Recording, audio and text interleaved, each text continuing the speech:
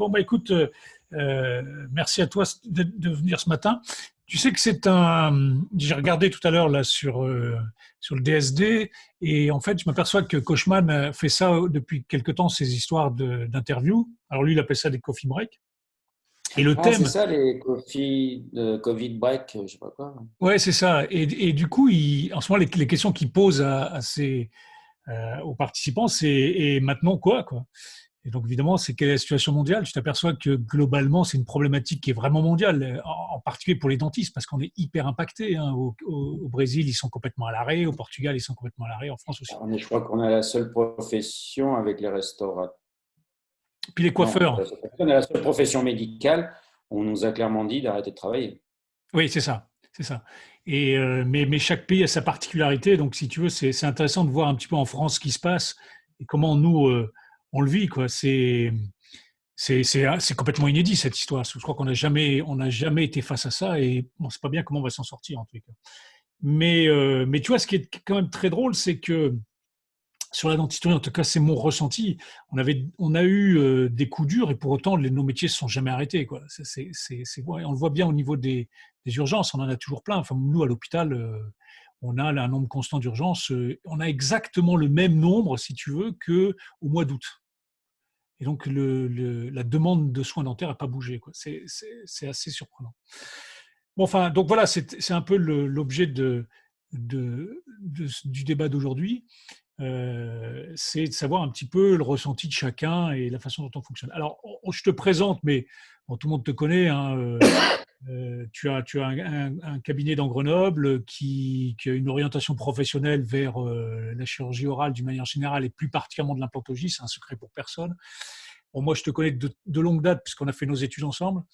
Et puis après, on s'est croisés plusieurs fois sur des plateaux, à donner des conférences et tout. Toi, tu en as donné beaucoup, beaucoup plus que moi, sûrement. Tu es l'auteur d'un bouquin qui s'appelle L'implantologie supracrestale, qui est un bouquin qui a été un des best-sellers au moment de sa sortie. Donc, bravo pour ça. Conférencier ITI, tu as même participé à l'organisation du ITI sur le plan international. Et tu as consacré, c'est ça qui est intéressant, beaucoup d'énergie au développement de ton cabinet, mais pas dans le sens je veux faire de l'argent. C'est-à-dire tu avais une vraie philosophie de travail et tu as investi dans un certain nombre d'outils. Tu as été dans les premiers à avoir un microscope alors que tu n'es pas endodontiste du tout. Quoi. Donc, tu as amené la microscopie dans la chirurgie mucogingivale, tu as une réflexion autour du numérique depuis des années, et c'est ça qui est très intéressant. Je crois que les cabinets qui ont le plus d'avenir, ce sont ceux qui ont une vraie vision dans leur schéma futur. Quoi. Et dans une crise comme celle-là, il est vraisemblable qu'on passera d'autant plus facilement la crise qu'on a des cabinets qui sont portés par une vision. Et alors, la question que je voulais te poser, c'est ce coup d'arrêt brutal, toi, tu t'es organisé comment pour le mettre en œuvre? Ah bah, c'est vrai que ça nous est arrivé brutalement parce que je me souviens encore le dimanche, enfin le week-end, j'ai des amis restaurateurs, on était avec eux. Tout d'un coup, c'était le samedi soir, ils ont appris qu'ils allaient devoir fermer à minuit leur restaurant. Ah On oui, s'est tous c'est un coup de marrés. bambou, ça. C'est un coup de bambou. Et le dimanche, on réfléchissait je réfléchis à la maison et effectivement, j'ai pris la décision par rapport à l'air ambiant de fermer le cabinet parce que je me suis dit, si c'est pour pas pouvoir avoir des chirurgies qui s'annulent régulièrement, des gens qui ne peuvent pas bouger, on va certainement s'acheminer dans le confinement dans la semaine qui vient parce que c'était un secret de polichinelle. Donc voilà, après, bah, le lundi jusqu'au mardi midi, puisqu'on a été confiné le mardi à 11h30, je crois. On était au cabinet avec tout le staff pour organiser la fermeture, c'est-à-dire décaler tous les rendez-vous. Alors nous, on a choisi une réouverture arbitraire le 27 avril d'entrée. On verra ce que ça va donner. Décaler toutes les chirurgies et les rendez-vous de consultation de soins. On s'assurer sur le lundi, mardi, midi des dernières urgences ou suivi post-opératoire indispensable, ce qui était relativement peu, parce qu'on est beaucoup en réservoir. Et effectivement, avec une réouverture hypothétique du 27 qui était déjà, quoi qu'il en soit, organisé qu'avec des consultations. Parce que même si le confinement est en cours de levée, on est parti sur une semaine complète que de consultations parce que ce sera la chose la plus simple à remettre en place, ou du moins sur lequel les patients sont plus à même de revenir, ou qui peuvent se faire plus facilement dans une période de transition entre le confinement total et la levée progressive du confinement. Voilà. Donc, le 27 avril, j'en sais bien rien, on verra bien. Et on a dit ça. Ouais, je crois que Mais à personne n'en l'époque, sait j'ai rien, pensé hein. au 27 avril en étant relatif. Je faisais partie des pessimistes. Non, je crois que tu vas être dans les réalistes, en fait. Et de toute façon, personne n'en sait rien. Je crois que Oui. la CIA, même le président des États-Unis, même le président de Voilà, n'importe ça quoi, non de plus, l'OMS et tout, personne ne sait rien. Je crois qu'on a... Il y a un truc très intéressant que tu dis, tu as fait ça avec toute ton équipe. Ça, c'est-à-dire que ah oui, ouais, c'est collégial, votre décision et votre moi, je travail, bien pense sûr. que la situation exceptionnelle, il me semble important que tout le cabinet, tout le staff soit impliqué dans cette décision parce que ça a un impact sur tout le monde. Et même au-delà de tout ça, on s'est créé un petit groupe WhatsApp pour garder un contact continuel, sympathique, convivial. Tu vois. Je pense que l'unité des cabinets, il ne faut pas attaquer l'unité du cabinet, quoi. Ouais, je crois que ça, L'unité c'est du cabinet, fondamental. c'est un fonctionnement humain. Dans nos échelles, nous, c'est des petits cabinets, enfin, on est des petites structures. Même si on a un gros cabinet, ça reste quand même une petite structure. Et le facteur humain est le liant et l'essentiel du fonctionnement et de la qualité du fonctionnement, et encore plus de la qualité de la reprise. Donc, on a un petit groupe WhatsApp, on s'envoie des photos, petit déjeuner au soleil, pas au soleil, voilà. Là, je viens de recevoir une photo de mon associé qui est avec un Bob Skoda sur le balcon en train de travailler à son ordinateur. Voilà, Ouais, c'est ça. faut amener de l'humain et de l'humour dans une situation qui est, comme tu disais, qui est indubitablement exceptionnelle au sens littéral du terme et unique. Je Ouais, crois mais qu'on est à pas loin de 3 milliards de personnes confinées dans le monde, quoi. C'est un truc oui, de non, fou. c'est gigantesque, bien sûr. Oui, non, mais ça, c'est complètement inédit. Il y aura un avant, un après. Ce qui est drôle, c'est que Ah oui. on entend dans les discussions dire, bah, dans 20 ans, on dira, tiens, on a vécu une époque historique. Alors, sur le coup, on s'en rend pas bien compte, mais c'est vrai que c'est complètement inédit.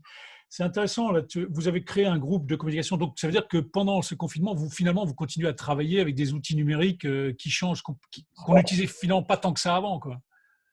Voilà, finalement, c'est-à-dire que moi, ma secrétaire, on a mis en place je suis sur Auremia, qui est un logiciel sur Mac, donc elle a un agenda, elle, mobile.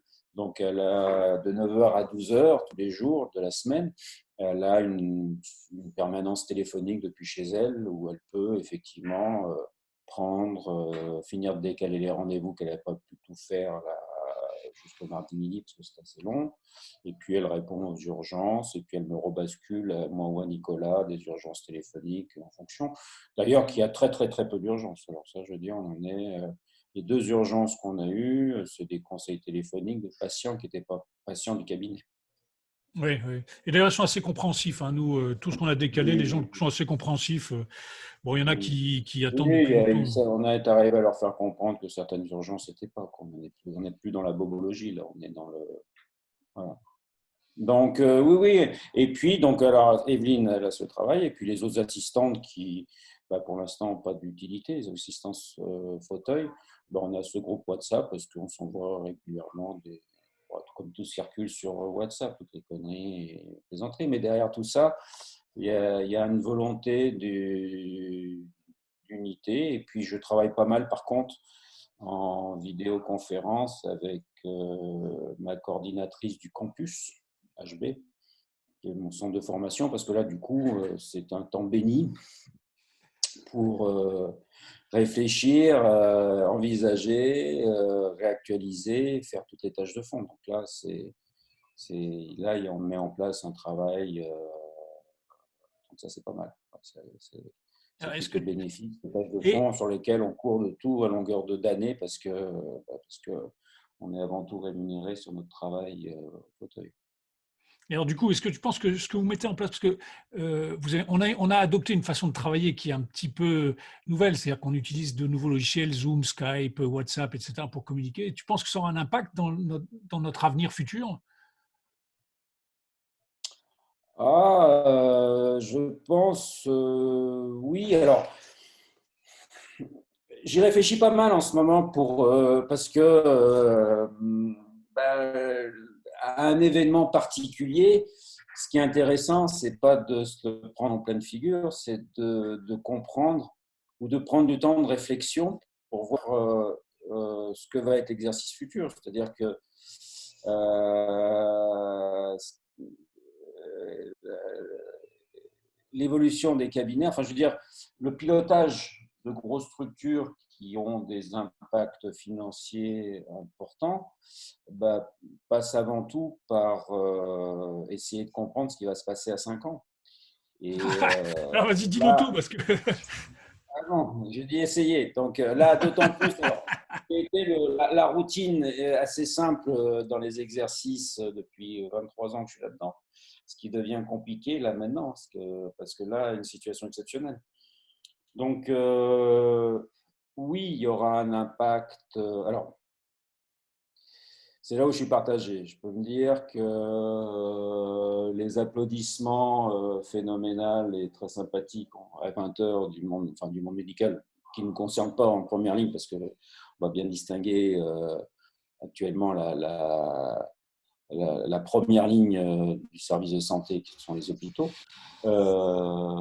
Mais j'ai bien peur que ces, ces bruits de casseroles et d'applaudissements soient du même acabit que je suis Charlie, je suis la République, je suis Charlie 2 et je suis Charlie 3. C'est-à-dire qu'il y a de l'émotionnel. Donc actuellement, on est dans un émotionnel certain parce que c'est la maladie, parce qu'on n'a pas eu d'antécédents de telle situation. Et l'émotionnel n'est pas un moment de décision, c'est un moment de vécu. Donc, qu'est-ce que sera derrière? Alors, je pense qu'effectivement, ça a accéléré. Je pense que ça accélérera la digitalisation de nos relations et du circuit soins. De quelle amplitude, de quelle manière, difficile à dire. Il faudrait déjà faire un état des lieux de la capacité de digitalisation. C'est-à-dire que le mot qu'on entend énormément, là, qui est mis à toutes les sauces, c'est les téléconsultations. La téléconsultation, s'il n'y a pas des outils de télémesure, c'est de l'avis téléphonique. Alors, c'est un truc très joliment emballé pour parler d'avis téléphonique, mais ce n'est pas de la téléconsultation. Oui, non, mais ça pose tout un tas de problèmes. Je sais que Voilà. l'Université de Donc, Grenoble tant qu'il n'y aura essaie pas de la d'évoluer ça, mais… télémesure et des instruments de télémesure, il ne peut pas avoir de téléconsultation. Donc, moi, où je suis plus pessimiste, enfin, pessimiste, non, ou réaliste, je sais pas si c'est, non, c'est une transition, c'est-à-dire qu'il va forcément avoir une transition. C'est-à-dire que je pense que les États se sont pris une grosse claque et sur l'état réel des systèmes de soins dans les pays dits occidentaux et développés. Ils en se rendent tous compte, ce qu'on savait nous en interne dans le médical, c'est-à-dire le désarroi et la paupérisation hospitalière notamment et du réseau de santé. Simplement, la crise du coronavirus le met en public, en vision publique. Donc forcément, réaction des politiques qui fonctionnent à l'émotionnel public, il va y avoir indubitablement nécessité de réagir à cette situation. Nos politiques, comment ils vont réagir là-dessus? Il va y avoir 2-3 têtes qui vont tomber, on va changer les noms. L'ARS s'appellera plus l'ARS, ils vont lui trouver un autre nom. Ça permettra de dire c'était pas votre problème, c'était les ARS qui avaient fait des bêtises. Donc, ça veut dire quoi? Ça veut dire gros moyens dans l'hospitalier. C'est bien pour ça que les hôpitaux se battent en ce moment avec les cliniques, parce qu'ils ont compris qu'il y a une reprise de pouvoir en route.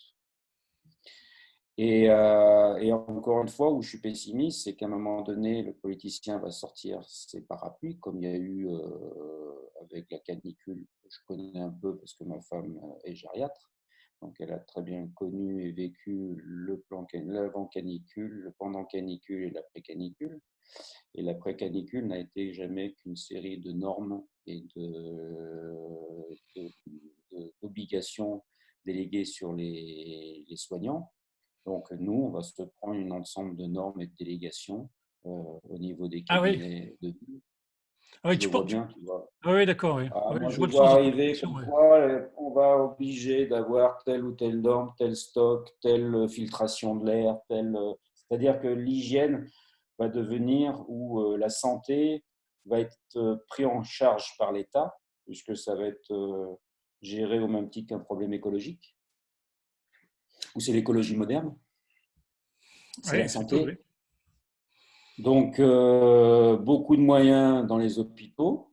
Et puis, on va, à un moment donné, surcharger la médecine de ville ou la dentisterie de ville ou l'exercice libéral de santé. Je pense que l'exercice libéral de santé va se prendre beaucoup de normes pour décharger intellectuellement les politiques et les pouvoirs publics. Après, si La tu veux, question est, quelles sont ces normes et est-ce que le cabinet de ville sera capable de financer ces normes? ah, ça, c'est l'éternelle question. Et après, on va avoir la question, est-ce qu'il faut se regrouper? Est-ce que l'avenir… Voilà. Et à ce moment-là, en fonction des nécessités d'investissement déléguées par ces normes, effectivement, se posera la question à un moment donné c'est peut-être une dérive bonne ou pas moins bonne, je pense que pas mauvaise, d'entrée de capitaux d'investissement dans la santé de ville. ça c'est du long terme. Mais je pense effectivement que tu as raison, qu'on va devoir enfin, on va nous imposer des normes sur le. Mais ça va dans le bon sens. Je veux dire, il y a eu, on sait par exemple que la qualité de l'air à l'intérieur, pas de nos cabinets, à l'intérieur d'une manière générale, est en moyenne 8 fois plus polluée qu'à l'extérieur. Et c'est vrai qu'on a tendance à traiter l'extérieur, mais pas l'intérieur. C'est-à-dire qu'il y a plein de choses pour traiter la pollution des villes, mais l'intérieur des maisons, elles sont moins sécurisées finalement que l'extérieur. Donc, je pense que tu as raison dans ta réflexion. On va avoir apparaître un certain nombre de normes sur la qualité de l'air. Alors, sur la stérilisation des instruments, ça, je crois que c'est clair, c'est bien fait dans nos cabinets. Les chaînes de stérilisation sont parfaitement au point. Ça, il n'y a pas de doute là-dessus. Mais sur la qualité de l'air, je pense que ça va être un vrai sujet dans les années à venir, effectivement. Bah, moi, pour m'être penché un peu par rapport à des demandes de la profession en disant mais est-ce que c'est bien raisonnable, est-ce qu'on peut redéfinir l'urgence dentaire en période de pandémie par rapport au discours et des conseils de l'ordre, etc., qui, encore une fois, j'admire leur travail d'abnégation. Mais je me posais la question de qu'est-ce qu'une urgence dentaire en période de pandémie. Ah, l'hôpital l'a défini, hein, c'est le risque vital. Donc en fait, il reste la Voilà. cellulite, le trauma et l'hémorragie, quoi, en clair. Hein. Même la pulpite échappe Ouais. à ça. Hein. Donc, c'est là où des fois je me disais attention, c'est fabuleux ce que vous organisez, mais est-ce qu'on n'envoie pas au casse-pipe des cabinets aller traiter des patients pour des choses qui ne relèvent pas de l'urgence dentaire pandémie. Donc là-dessus, on s'est penché sur les aérosols, sur la dispersion, la suspension. Je suis arrivé à discuter de la situation avec parce qu'on a pas mal de mathématiciens à Grenoble et d'ingénieurs, les rois de la particule. Et de fil en aiguille, je me suis dit, dans nos VMC, on est mal barré. Oui, non, mais c'est pour ça que je pense que tu as raison dans ta réflexion. Il va y avoir des normes là-dedans. Le reste du cabinet est déjà très, très normé. Et ça, c'était pour l'instant quelque chose sur lequel il n'y avait pas beaucoup de débat. Alors, il n'y a pas Voilà, mais beaucoup de bon, débat pour une raison très simple. Hein, c'est que aujourd'hui, l'industrie nous offre pas beaucoup de solutions. Les sprays qu'on balance, c'est du pipi de chat. Ouvrir la fenêtre, c'est pas mal, mais c'est pas suffisant. Il y avait une société française qui s'appelait Beware, qui avait des brevets extraordinaires sur le traitement de l'air, mais malheureusement, elle n'a pas survécu. Alors peut-être qu'elle va être relancée, mais c'est vrai que sur le traitement de l'air, il y a une vraie réflexion à faire. Après, il y aura ça Donc, va poser des ouais. questions sur le personnel aussi, hein. C'est-à-dire, est-ce qu'il ne faut pas plus de personnel pour finalement traiter cette problématique? Est-ce qu'il ne faut pas travailler sur 2 fauteuils? Enfin, je ne sais pas, ça va poser de vrais problèmes, en effet. Non, mais par contre, ce qui risque de nous arriver à moyen terme, parce que ça réglerait tous les problèmes d'un point de vue responsabilisation et normes, c'est que je pense, d'une manière, je ne sais pas comment, mais je ne sais pas comment définir ça, mais je vois bien qu'un jour, on va exiger que les cabinets de soins soient des entités d'hygiène autonomes. Ouais, c'est possible, hein. Tu sais que C'est-à-dire que où qu'on soit, on puisse prouver de notre autarcie dans la gestion des déchets concrets, gazeux, vaporeux. ouais. Mais tu Ça, sais moi, que je serais politique. C'est la première chose que je ferais. Comme ça, je me dégage du problème. ouais, c'est possible. Mais tu sais que, par exemple, dans certains pays, ils envisagent de mettre une cotation spécifique à l'hygiène. C'est-à-dire, pour certains actes qui nécessitent une hygiène particulière, plus poussée, de mettre une cotation pour ça. Je vois bien qu'ils nous demandent d'étanchéifier complètement nos cabinets par rapport aux structures environnantes de l'immeuble, du bâtiment. Comme ils l'ont fait pour les rayons X, hein. Voilà, comme on met des murs plombés pour les rayons X, on va être capable, on devra être en autarcie d'hygiène.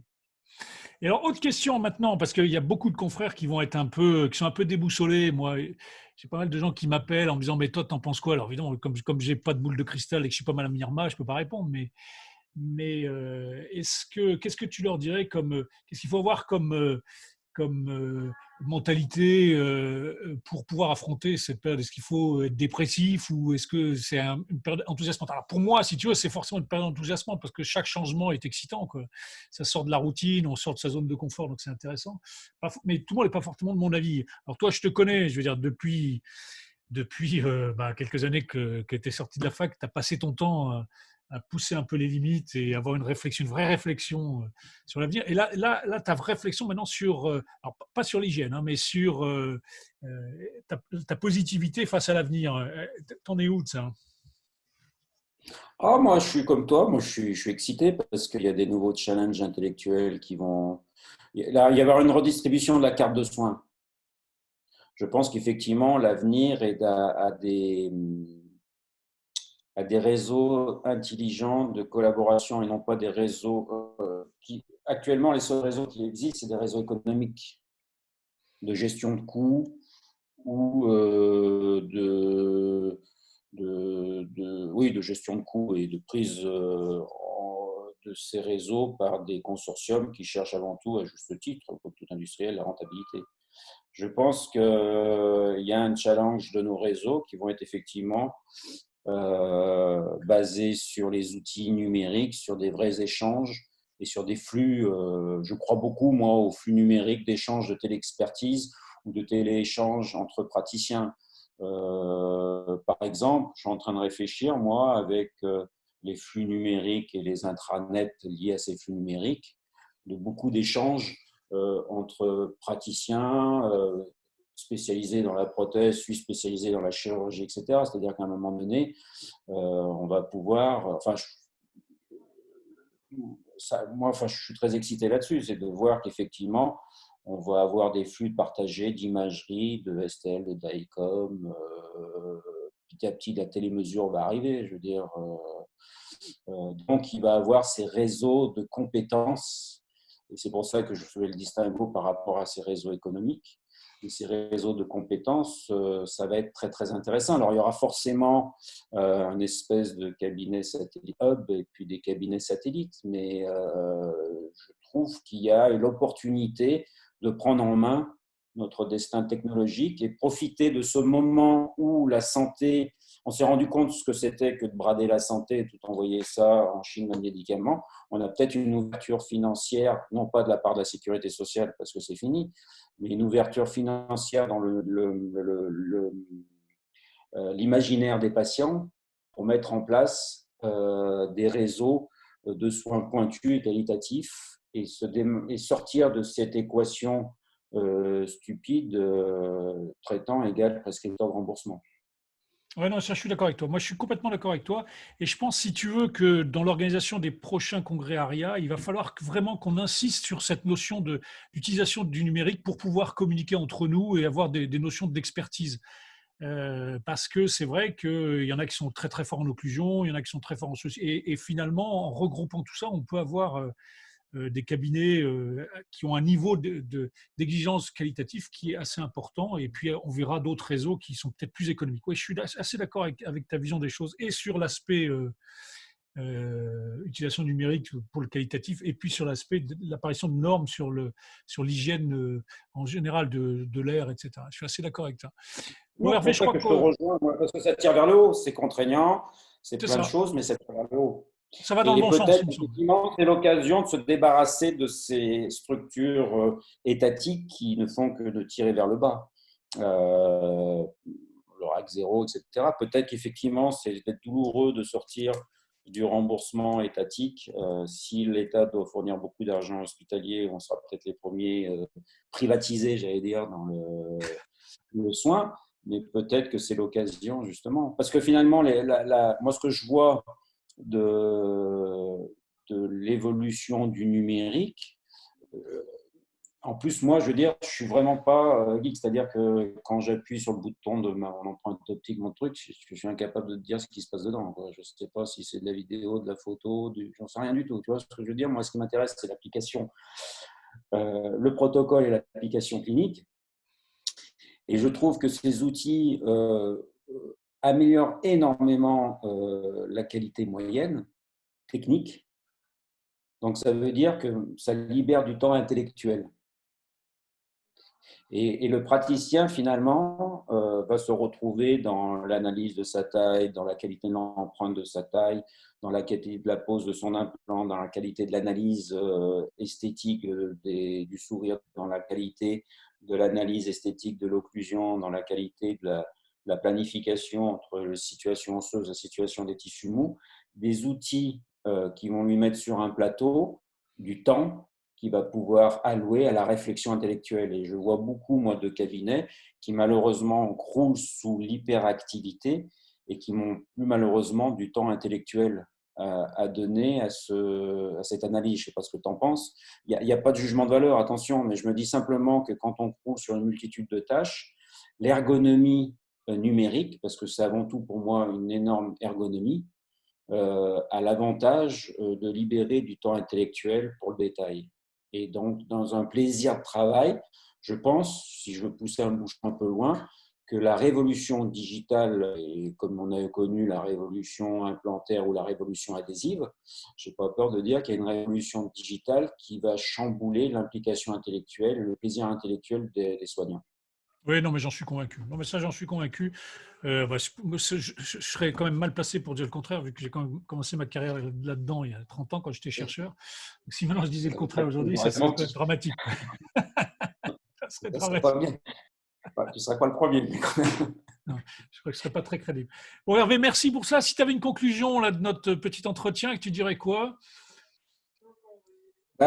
Profitons de ces moments qui sont une remise en question des schémas classiques, j'allais dire de notre quotidien, c'est-à-dire on se lève, on va travailler, on revient. On a du temps libre, contraint, mais c'est quand même du temps libre. Donc c'est du temps libre de réflexion, pourquoi, comment, de quelle manière on va mener notre exercice. Moi, indépendamment de l'impact économique pour le cabinet et puis pour l'inconnu de la reprise économique, qui va être là, par contre, personne ne peut y répondre parce que ça va être très émotionnel aussi, la reprise de la consommation. Je trouve que c'est un moment extraordinaire où je me repenche sur les fondamentaux, je me permets de lire beaucoup d'articles, de réfléchir un peu à l'exercice futur et finalement de sortir des schémas stéréotypés de travail qu'on avait tant dans la gestuelle de déplacement que dans la gestuelle de gestion quotidienne de notre cabinet. Et Dieu merci, on a un temps intellectuel là pour réfléchir à ce que va être plus tard notre exercice et peut-être certainement l'améliorer, parce qu'à partir du moment où on réfléchit, généralement on peut améliorer. Ouais, je reconnais bien là ton esprit positif. C'était Churchill qui disait un temps de paix pour préparer la guerre, quoi. C'est ça, en fait. On va Voilà. profiter de ce temps de pause pour faire tout ce qu'on n'a pas eu le temps de faire. Et puis essayer Voilà, d'améliorer, et je veux dire, effectivement. voilà, donc C'est-à-dire que faut puis savoir. De toute façon, c'est imposé, donc soit on le subit, soit on est proactif. Et en étant proactif, à mon avis, ça répondra certainement à la question de comment reprendre tout ça après la crise, quoi. ouais, je suis d'accord. J'ai eu Reprendre ceux qui sont prêts. Voilà. quelques indiscrétions que tu préparais ton deuxième bouquin. On l'attend avec impatience. Ouais, bah, hier, j'ai envoyé. Alors, j'ai 2 articles là sous le coude. Et puis, le bouquin, là, du coup, j'avais du mal à m'y mettre parce que pas de temps. J'avais du mal à gérer le plan. Et là, j'ai tendu le draft. Et j'attends, on va travailler avec Quintessence là-dessus. Mais du coup, ça me remotive. Le fait de lire et relire la bibliographie, bah, c'est un. Parce que j'avais un peu lâché la bibliographie après le bouquin, parce que je crois qu'on a été tapé 1500 articles, tu vois. J'avais fait une overdose. Et là, du coup, de relire la bibliographie, j'ai le cerveau qui fulmine. Tant Donc, c'est mieux. bien.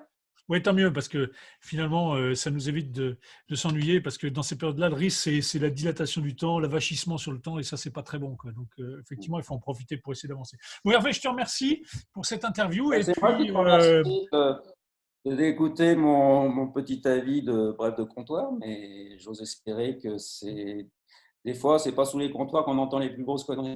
c'est ça, c'est ça. Écoute, à bientôt, Hervé, merci.